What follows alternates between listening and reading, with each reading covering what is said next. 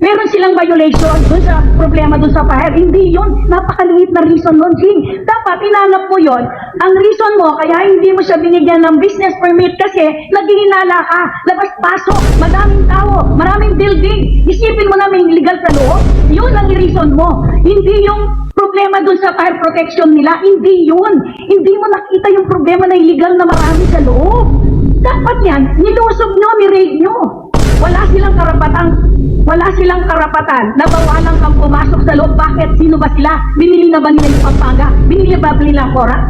Sa kanila ba lahat yan? Nag-ilis lang sila eh. Investor lang sila eh.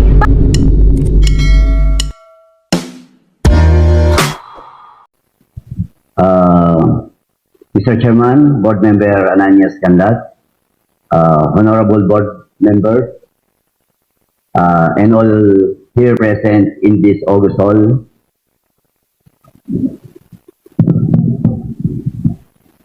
I, together with our equally hardworking public servants of the municipality of Porac, come here today with my heart and mind ready and open to participate in the resolution of the Pogo crisis.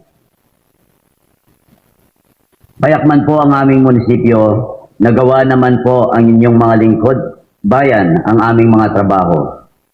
Una, hindi namin tinayagang magka-permit ang Lucky South 99 sa taong 2024 dahil kasama ito sa negative list ng Bureau of Fire.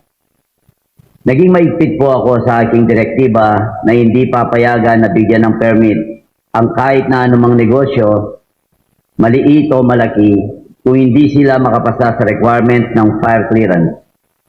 Ikalawa, nagawa po naming simulan ang inspection, May 3 pa lamang, pero hanggang holding area lang po ang ating inspection team at hindi pinapasok.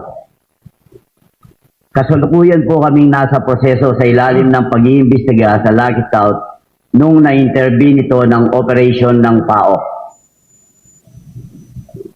Ako naman po ay naging kilala ninyo. Basta may violation, wala po kaming kinikilingan.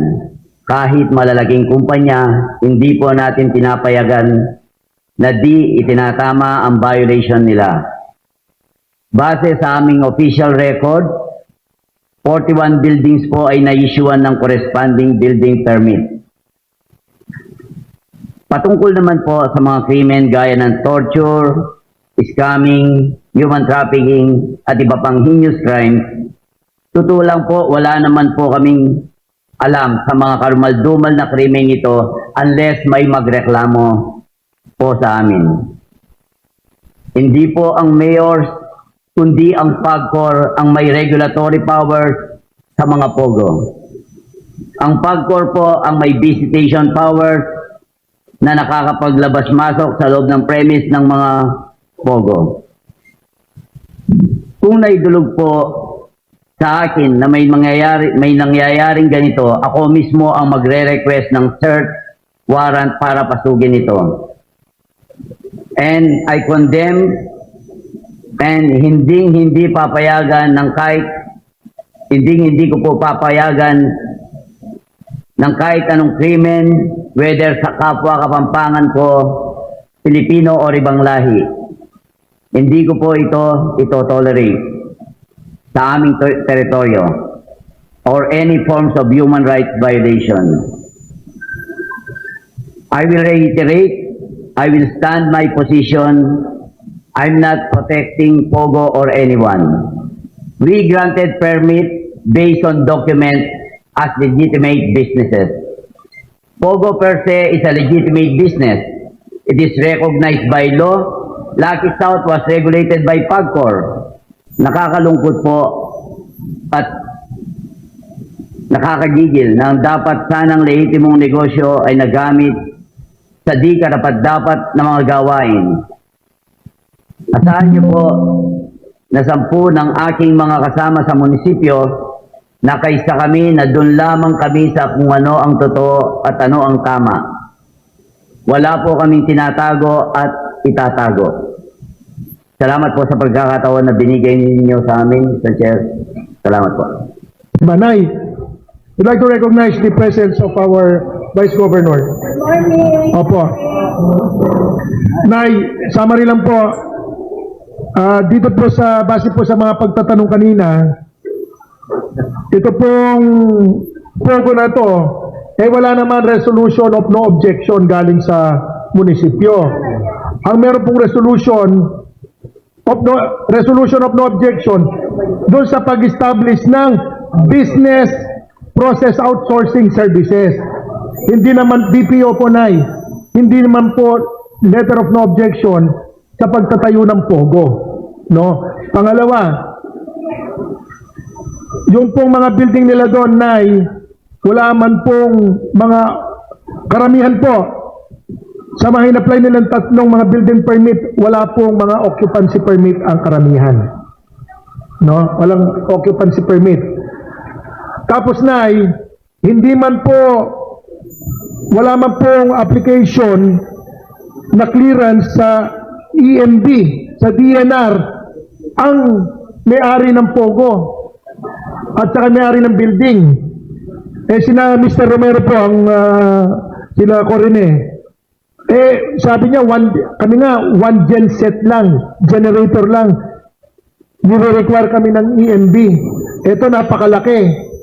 Hindi man lang nag-apply ng, Nay. Tapos, ang binabayad po sa munisipyo, Nay, 10,000 pesos a year. Tapos po, Nay, sa atin, ang binayad pong amilyar, 4,000 every year. Nay, 4,000. Sa batas po, sinasabi ko naman, binasa po kanina, merong obligasyon ang landowner kapag merong pinapagawang improvements na ideklara yon. No, at magdeklara at mag-submit ng deklarasyon. Nay, 10,000. Opo, Nay, 10,000. 4,000 a year, Nay. 10,000, Nay. Sa Pinecars? Opo, Nay. 10 hectares. Na-reclassify po yun, Nay, way back 1988, Nay. Hindi pa po kayo governor, Nay. Nay, 1998 pa po. Hindi po kayo ang governor doon. Nay, silapid po ang governor noon, Nay. Tapos, Nay, nagtataka nga po kami, nagtatanong kami, base po sa regulasyon ng PAGCOR, nangangailangan ng letter of objection, di ba? Tapos, alam ko, binabanggit pa doon, kailangan merong mga compliance sa mga national laws. Ang dami pong hindi compliant, walang compliance sa mga batas, pero inisyuhan ng franchise ng PAGCOR. Kaya nagtatanong po kami, Ano yung line of business ng Lucky South? Lucky South nung una po outsourcing. Tapos nung pangalawang application nila, Nay, pogo na. Tapos ang empleyado po nila nakalista 2, 4, 7, libo-libo yung nagtatrabaho doon. Diyos ko po naman. Board Member June, actually, ako nagpatawag talaga kasi nagpanik ako. Kasi bigla na lang nag-news ang Porac, Pampanga, na sa totoo lang, wala kaming kalamalam dun sa nangyayari na to, dito sa compound na to.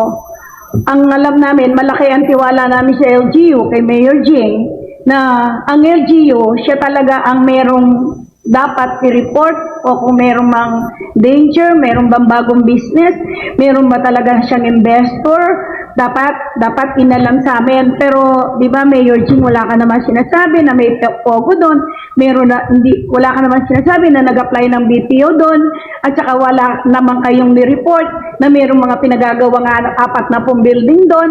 Bigla na lang kaming nagulat nung nalabas sa news na meron palang mga illegal doon sa loob na yon. So, Mayor Jing, itong mga nalikom na papeles ng board, pwede bang pakisagot mo lang, bakit nangyari na yung business license, kadami-daming mga buildings, kadami-daming mga negosyo nandun sa loob, paano i-justify ng licensing officer na 10,000 lang ang kanyang business permit? Tiningnan ba? Tiningnan nyo kung ano yung negosyo sa loob? Bakit 10,000? Asan yung licensing officer? Wala. Si licensing officer, Glenn, ikaw ang MPDC. Di ba nagko-cooperate kayo sa license nung mga business license? Kayo nagkukwenta kung ano yung pananaw mo, kung ano yung sayo? Nung time na po yon, municipal engineer na po ako. Hindi na po ako yung municipal planning. Hindi, wala ba yung licensing officer mo, Jing? Meron. Asan yung licensing officer? Asan? Ikaw ba yung licensing officer? Your Vice Gov, opo. Wala pa, hindi po ako yung licensing officer. Kasi nakreate pa lang po, bago pa lang po nakreate yung DPLO ng Pora. So wala talagang item yung licensing officer. Yes po. So ikaw, nag-take over ka kailan? 2017 po, under Oo. Treasurer's Office po, clerical. Oo nga, pero 2017, ikaw na yung nagbibigay ng mga business license sa PORAC, di ba? Under the Treasurer's Office po, for assessment lang po and clerical. Pero whatever, lahat ng licensing officer under ng treasurer, kayong magko-coordinate dalawa. Sasabihin sa'yo ng planning officer mo, sasabihin ng treasurer mo, ito yung bigay mo na alaga dun sa business license. Conforme dun sa kanyang korporasyon, ano yung tatayan niyang negosyo, di ba? Hindi mo ba in-assess?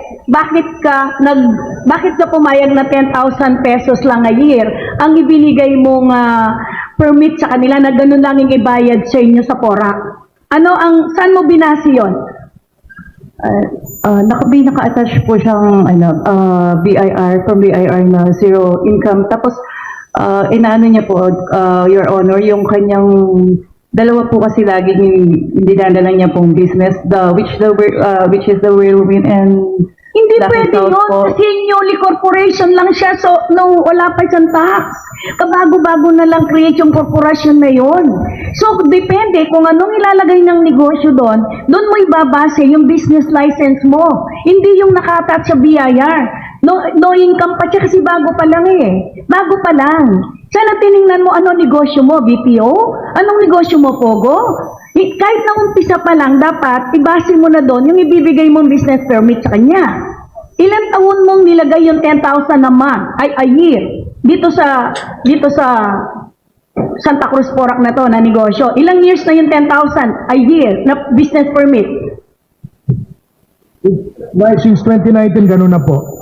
Wala po. 19, hindi mo na binabago, taon-taon hindi mo na binabago. Regulatory fees lang po yung nilalagay namin.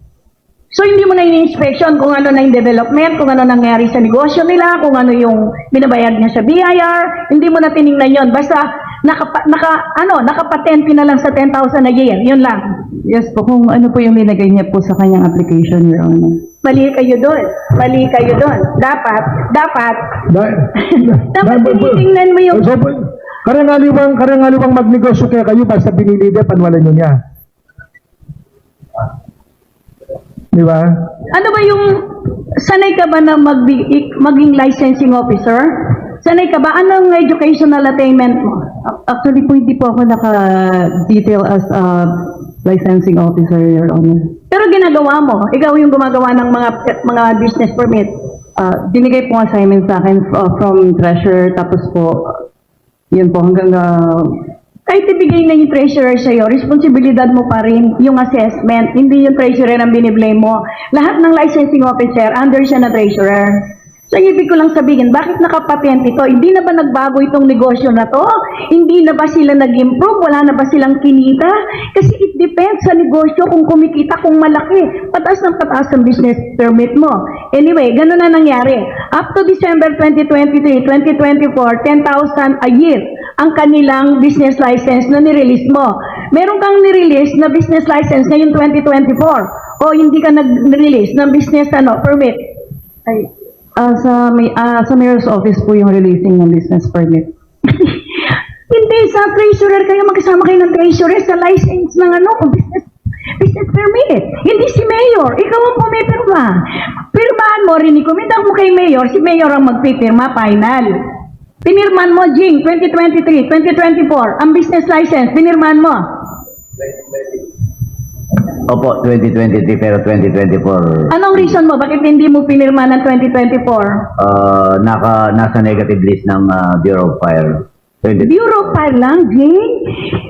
Mas higit pa kaysa sa reason mo. Yung Bureau of Fire, nag-inspection siya, bakit hindi niya tiningnan ito? Bureau of Fire? Pumasok ba siya? Yun lang ba yung violation? Dapat, pag pumapasok ang ganon, meron kang inala sa business permit, kaya hindi mo binibigay. Dapat magsama yung licensing officer, magsama ang planning officer, magsama yung Bureau of Fire, magsama yung sanidad mo, magsama yung menro mo, isa kayong grupo, lalo na confidential ito sa inala ninyo.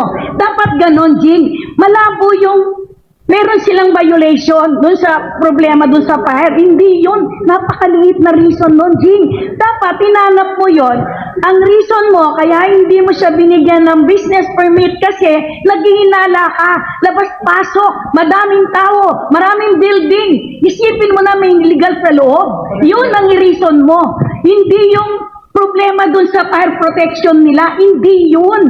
Hindi mo nakita yung problema na illegal na marami sa loob. Dapat yan, nilusob nyo, ni-raid nyo. That's why we conduct a joint inspection team kaso po na hindi kami pinapasok. Yun na nga yung problema ngayon eh. Sila lang ang investor, sila pa yung nananakot sa atin. Bakit hindi ka nagreklamo sa higher authority? Bakit sumalta lang sila sa bayan mo? Ayaw kang papasukin? Nasa batas na kailangan inspeksyonin lahat, either private property kung may hinala ka ng may illegal. Wala silang karapatan na bawalan kang pumasok sa loob. Bakit? Sino ba sila? Binili na ba nila yung Pampanga? Binili ba nila ang Porac? Sa kanila ba lahat yan? Naglilis lang sila eh. Investor lang sila eh. Bakit mo pinabayaan hindi ka papasukin? Kaya ngayon tayo napupuruhan. Tayo nagkakaproblema. Never kayong matakot sa mga investor. Never kayong katakutan sila. Bakit?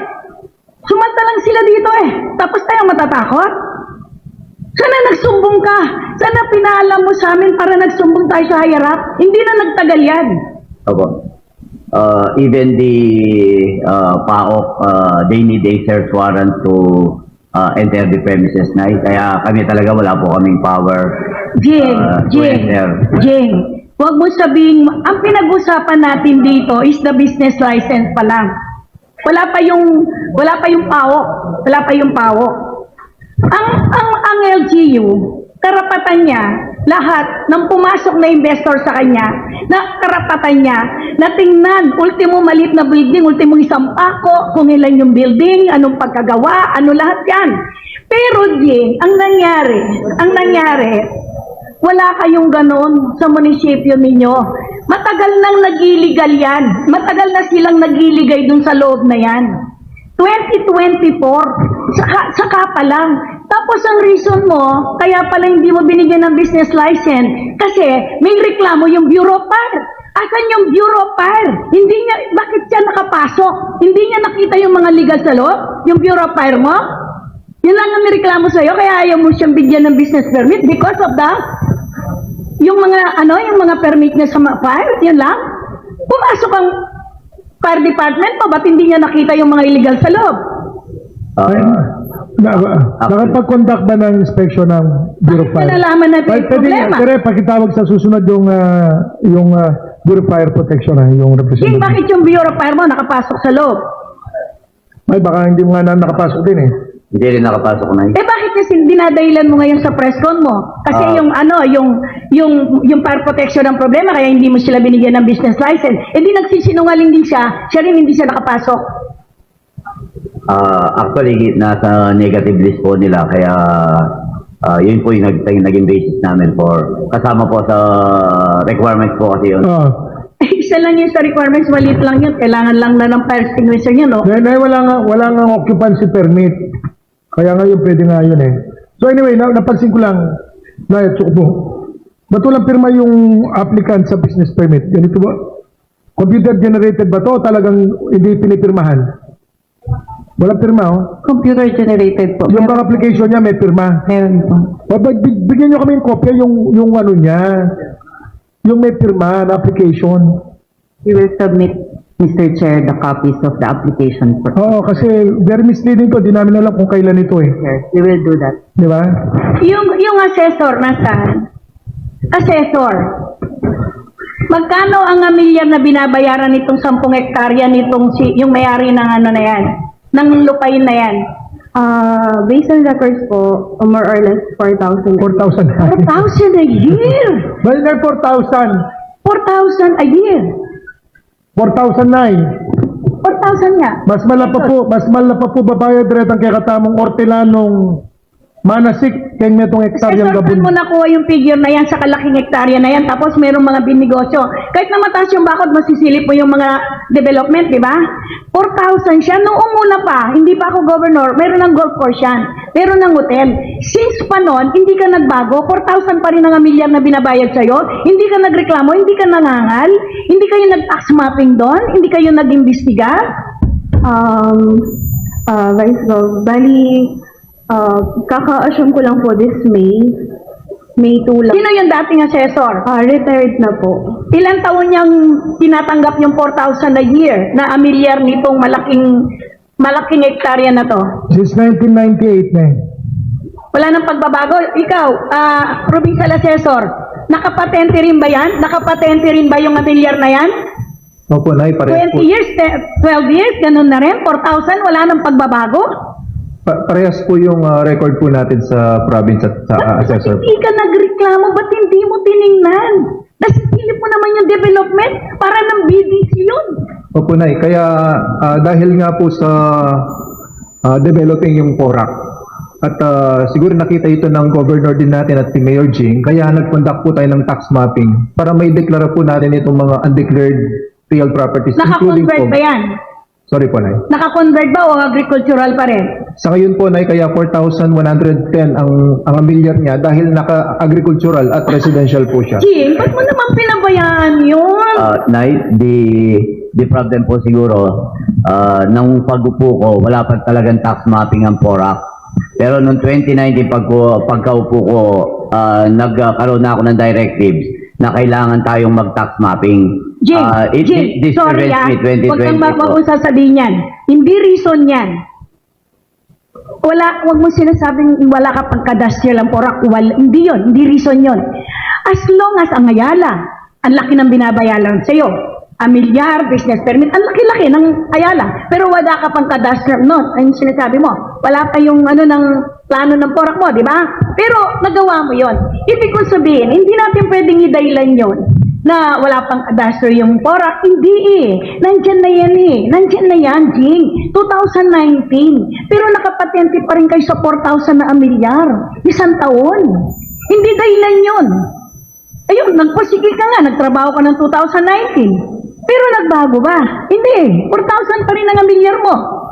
Actually, tinatapos nga ho namin yung tax mapping namin. 2019 talaga pong pinus ko na masimulan. 2020 dahil ho sa pandemic na stop. After the pandemic, inumpisaw naman namin. Huwag mo ngantayin yung tax mapping ng province. Bakit? Nakita mo, lumolobo yung mga building, 6 na po na matataas na building. Kailangan mo pang matapos yung tax mapping bago nyo itaas yung milyar? Hindi. Ibig mo sabihin, common sense na lang, Mayor. Lumolobo to, parang isa ng city ang loob. Pagkatapos, antayin mo pa yung tax mapping ng probinsya para itaas mo yung milyar nila? Hindi. Kailangan automatic, magdesisyon ka na. Uy, magbayad ka ng 1,000 milyar mo kasi sobra na yung development mo dito. Hindi mo na kailangan i-tax mapping. Mayor, ang tax mapping, yung mga palayan na dating residential, yung mga establishmento na dating agricultural, naging commercial. Pero ito, 1,000 square meter. At nakikita mo, lumulobo. Pagkatapos, papayag kayo ng 4,000 lang, ay di ang milyar nyo, pinirwisyo na tayo. Pinirwisyo na tayo. Tapos anong napala? 10,000 ang license niya, business license. Tapos 4,000 yung kanyang milyar. Anong napala natin? Lumadlad ang PORAC Pampanga. Diyan sa illegal na pogo na yan. Anong napala nyo? Anong nakolekta mo? Jing, 4,000 at saka yung 10,000 na milyar? Yun lang ang pakinabang ng PORAC? Ngayon, binibida tayo? Nakaladlad tayo?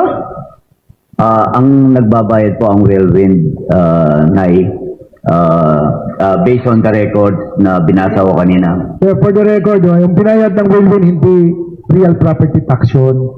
Hindi amilyar yun. Ang binayad niya yung building permit fees at other fees in correction dun sa ano. Hindi amilyar.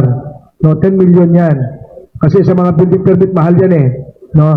Kaya lang, Nay, sabi ko nga po, medyo may lapses ng konti kasi under the law, no, municipal engineer, inuulit ko lang, no, lahat ng mga improvements, lalo na yung mga po, i-report kasi walang nagsasabit na report sa Kapitolyo, no, walang nagsasabit na Kapitolyo. Kaya yun ang mga naging problema natin, hindi lang sa taxes. At saka Nay, isa siguro dapat itanong din natin sa PAGCOR, bakit inahayaan nila na issue ng permit, walang occupancy in-issue ang PORAC, no? Walang clearance na nagmula sa EMD, mga environmental compliance and environmental impact assessment yan. Hindi lang, June. Iba yung no objection nila dapat, hindi pogo ang nakalagay doon sa loob. Kaya po, BPO yung kanilang no yung objection. nakalagay na letter of no objection na resolution, hindi naman sa POGO. Bakit ka nagkakaroon? Bakit in-approve ng PAGCOR? Wala kayong dapat no objection kayo sa pogo. Bakit walang nakalitaw na pogo pero yung ino-operate pogo? BPO yung nakalagay sa inyong no objection. Kaya nga Nay, dapat may tanong natin sa PAGCOR yun kasi sila nag-issue ng prangkisa at permit. Hindi ba nag-apply ng pogo yung mga investor nyo, Jing? 2019 at 2020 po, BPO sila. Pero anong nilalaro nila? BPO na pero pogo na pero BPO ang iniling sa inyong in-apply. Nung una ko, BPO eh. Bali, nung nabigyan sila ng permit ng PAGCOR, doon nag-issue na kami ng Pero permit. kailangan meron kayong no objection kung binago man. BPO to pogo. Dapat meron kayong no objection doon. Pero bakit napabayahan? Actually, sila na po ang nag-evaluate kung pumasa po sa kanila sa PAGCOR or Nay. Mayor, meron ka bang sulat sa PAGCOR na nagre-reklamo ka na Itong 2022 natin This 2022, wala po kaming na-issue any application. So nakalampas yung pogo, Wala po silang request. walang coordination sa Sangguniang Bayan na kailangan Opo. kung siya dinisregard kayo, hindi kayo Naka-take note na po sa amin po. yung Nay. investor sila, di ba?